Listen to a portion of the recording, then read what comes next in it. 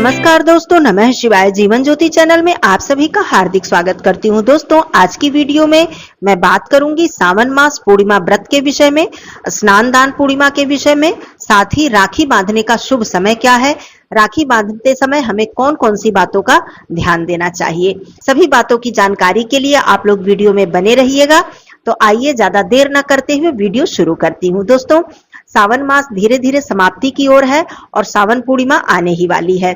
सावन पूर्णिमा का व्रत हमें 19 अगस्त दिन सोमवार को रखना है।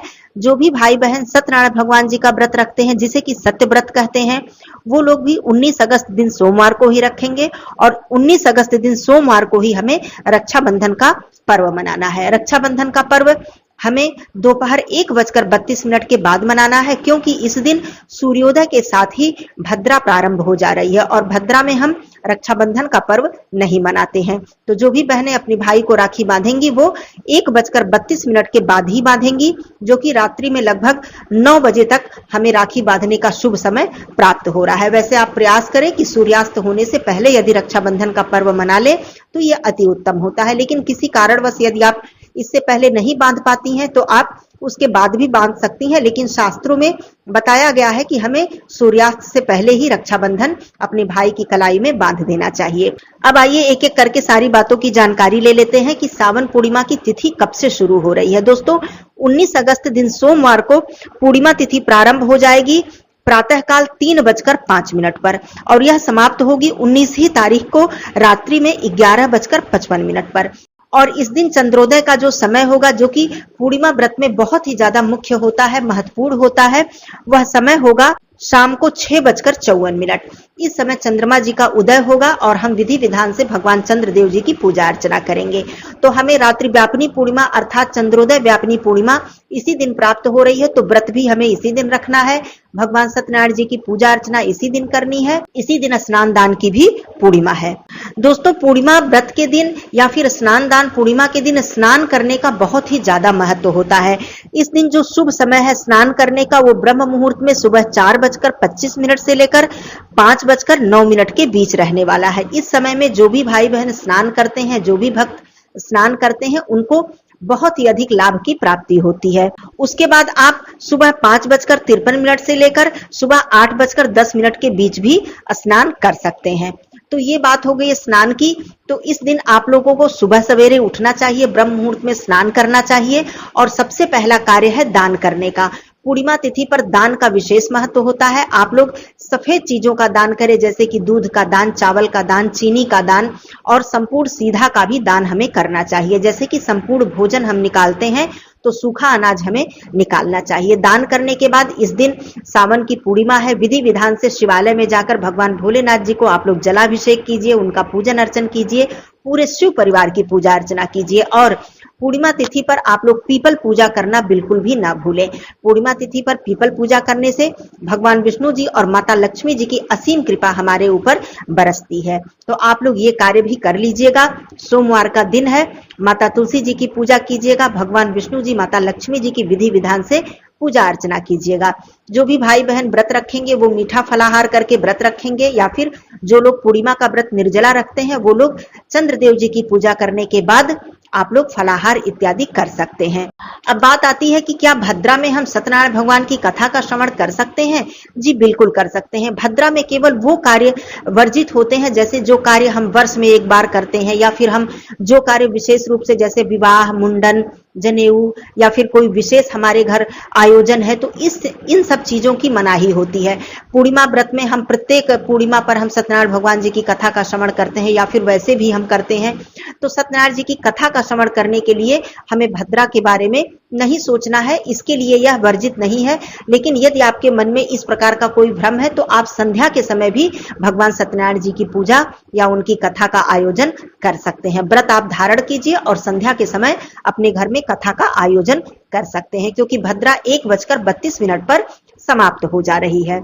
इस प्रकार से आप लोग व्रत रखें। अब बात आती है जो लोग पूर्णिमा व्रत रखेंगे उनके लिए भगवान चंद्रदेव जी की पूजा करना विशेष कल्याणकारी माना जाता है। चंद्रोदय का जो समय है वो मैंने बता दिया है। आप लोग इस शुभ समय में स्नान कर लीजिए, फिर से स्वच्छ वस्त्र धारण कर लीजिए, माता लक्ष्मी जी की अपने घर में विधि विधान से पूजा अर्चना कीजिए, अखंड दीपक जलाइए और भगवान चंद्रदेव जी को अर्घ्य दीजिए।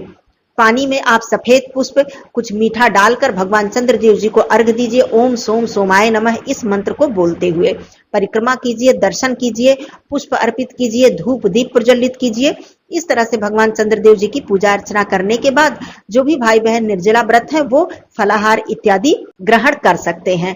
अब बात आती है पूर्णिमा व्रत में माता लक्ष्मी जी की विधि विधान से पूजा अर्चना की जाती है संध्या के समय। तो संध्या के समय आप माता लक्ष्मी जी की पूजा करें, उनके मंत्रों का जप करें, कनकधारा स्तोत्र श्री सूक्त का पाठ करें, विष्णु सहस्त्रनाम का पाठ करें या फिर माता लक्ष्मी जी के बीज मंत्रों का जप करें। तो इस तरह से सभी कार्य हमको इसी दिन करने हैं। स्नान दान और व्रत इत्यादि सभी कार्य हमको 19 अगस्त सोमवार को ही करने हैं। अब बात कर लेते हूँ राखी के पर्व की।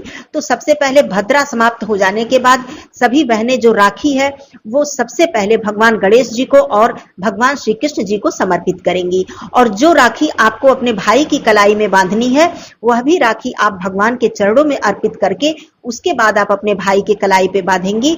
तो इससे भगवान का आशीर्वाद मिलेगा और वह राखी प्रसाद स्वरूप हो जाएगी, जिससे कि आपके भाई का कल्याण होगा। तो इस तरह से आप लोग रक्षाबंधन बांधें। राखी की थाली सजाने के लिए मुख्य रूप से आपको रोली, जिसे कि लाल चंदन भी कहते हैं, हल्दी रखनी चाहिए, अक्षत रखना चाहिए, गुड़ और दही रखना चाहिए, मिष्ठान जो भी आप रख सकें, आपके भाई को जो भी पसंद हो मिष्ठान रखना चाहिए और आरती का दिया रखना चाहिए। इस तरह से आपको थाली सजानी चाहिए। अब तो डेकोरेटेड थालियां भी मार्केट में आती हैं, नहीं तो आप थाली में स्वास्तिक बनाकर स्वयं ही साधारण जो थाली होती है उसे आप सजा सकती हैं। लेकिन थाली में जब आप स्वास्तिक बनाएंगे तो ये बहुत ही शुभ हो जाता है, बहुत ही मंगलकारी हो जाता है। तो इस तरह से आप लोग थाली सजाएं। राखी बांधने की जो विधि है उसे भी आइए समझ लेते हैं। दोस्तों, राखी बांधते समय हमेशा भाई और बहन का जो मुख होता है वो पूरब और पश्चिम की तरफ ही होना चाहिए। उत्तर और दक्षिण मुख करके कभी भी आप लोग राखी ना बांधें। दूसरा नियम, आपको हमेशा राखी बैठकर ही बांधनी चाहिए, खड़े होकर कभी भी राखी ना बांधें। अब बात कर लेती हूँ तिलक लगाने का जो नियम होता है। तो तिलक आप हल्दी से भी लगा सकते हैं और रोली, कुमकुम जिसे लाल चंदन कहते हैं, इससे भी तिलक लगा सकती हैं। तिलक कैसे लगाएं? तिलक हमेशा लंबा तिलक लगाएं। लंबा तिलक उन्नति और प्रगति का सूचक होता है। और आपका भाई यदि छोटा है तो आप अपने भाई को अंगूठे से तिलक करें, और आपके भाई यदि बड़े हैं तो आप उन्हें अनामिका उंगली से तिलक करें। तिलक लंबा ही लगाएं, लेकिन इस तरह से अपने से छोटों को अंगूठे से तिलक किया जाता है और अपने से बड़ों को अनामिका उंगली से तिलक किया जाता है। ये बात हो गई। तिलक लगाने के बाद थोड़ा सा हल्दी और अक्षत उस तिलक पर जरूर लगाएं। इससे सुख समृद्धि का वास होता है, माता लक्ष्मी जी की कृपा प्राप्त होती है। अपने भाई के सर पर कोई रुमाल या कोई वस्त्र अवश्य ही रखें। काले वस्त्र ना आपके भाई पहने ना आप स्वयं पहने। काले वस्त्र पहनकर कभी भी राखी का पर्व न मनाएं। रंग बिरंगे वस्त्र पहने।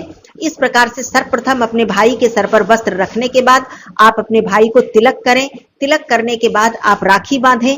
राखी बांधने के बाद आप मुंह मीठा कराएं, अर्थात दही और गुड़, हमारे यहाँ इसे खिलाना बहुत ही शुभ माना जाता है। हम बाद में कोई भी मिष्ठान इत्यादि खिला सकते हैं, लेकिन दही गुड़ खिलाना बहुत ही शुभ माना जाता है। तो थोड़ा सा ही आप खिलाएं, उसके बाद आप कोई मिष्ठान खिला सकती हैं। उसके बाद आप अपने भाई की आरती उतारें। आरती उतारने के बाद भाई को हमेशा बहन के हाथ में कुछ न कुछ शगुन अवश्य रखना चाहिए। देखिए, कभी कभी बात ऐसी आ जाती है कि भाई वादा करते हैं कि मैं तुम्हें ये गिफ्ट दूंगा या मैं तुम्हें बहुत बड़ा गिफ्ट देने वाला हूं, कुछ दिन बाद दूंगा। ऐसा भी होता है, कोई बात नहीं, ये तो प्रेम की बात है। ये तो सारी चीजें बहुत ही अनमोल होती हैं। लेकिन राखी बंधवाते समय भाई चाहे 1 ही रुपया अपने बहन के हाथ में रखे, लेकिन शगुन के तौर पर जरूर कुछ न कुछ बहन को देना चाहिए, क्योंकि खाली हाथ राखी कभी नहीं बंधवानी चाहिए। बाकी आपकी श्रद्धा है, आपका प्रेम है, जितना भी आप अपने बहन को दे सके ये अनमोल है, इसका तो कोई मोल हो ही नहीं सकता है। तो इस तरह से आप लोग राखी बंधाएं। तो इस तरह से आप लोग राखी का पर्व मनाएं। इस दिन अपने घर में पकवान, मिष्ठान जो भी आप बना सकें वो बनाएं। अपने भाई के पसंद का जो भी व्यंजन है आप बना सकती हैं, बिल्कुल बनाएं। और इस तरह से बहुत ही उत्साह से, बहुत ही प्रेम से राखी का पर्व मनाएं। अब बात आती है कि मान लीजिए कि किसी भी कारणवश आपकी मुलाकात अपने भाई से नहीं हो पाती है, या भाई नहीं आ पाते हैं, या आप नहीं वहां जा पाती हैं। आपने ऐसी कोई योजना बनाई और वो किसी न किसी कारणवश मतलब जैसे ऐसा हो गया कि नहीं पहुंच पाई आप या फिर भाई नहीं आ पाए, मतलब हम राखी का पर्व नहीं मना पाए, ऐसे में हम क्या करें? तो ऐसे में आप अपने भाई के निमित्त राखी जरूर खरीदें और उस राखी को भगवान के चरणों में आपने अर्पित कर दिया, फिर उसे आप प्रसाद स्वरूप अपने पास रखें। जब भी आपकी भाई से मुलाकात हो, आप अपने भाई के हाथ में वह रक्षा सूत्र या रक्षाबंधन जो भी आपने लिया है, आप जरूर बांध दें। ऐसी कोई बात नहीं है कि बाद में आप नहीं बांध सकती हैं, वो भगवान का प्रसाद है और भगवान से प्रार्थना करें कि मेरा भाई जहां भी है, आपका आशीर्वाद मेरे भाई के ऊपर सदा बना रहे। तो इस तरह से आप राखी खरीद कर उसे प्रसाद स्वरूप में अपने पास रख ले, यदि ऐसी कोई बात आ जाती है तब। नहीं तो हर बहन यही प्रयास करती है कि मैं अपने भाई को राखी अवश्य बांधूं। तो ये राखी बांधने के विषय में कुछ नियम थे, तिलक के विषय में और विधि के विषय में।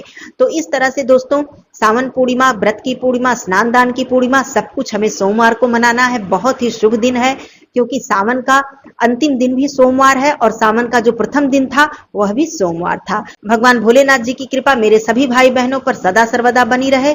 फिर मिलती हूँ अगले वीडियो में, तब तक के लिए धन्यवाद। नमः शिवाय। हर हर महादेव।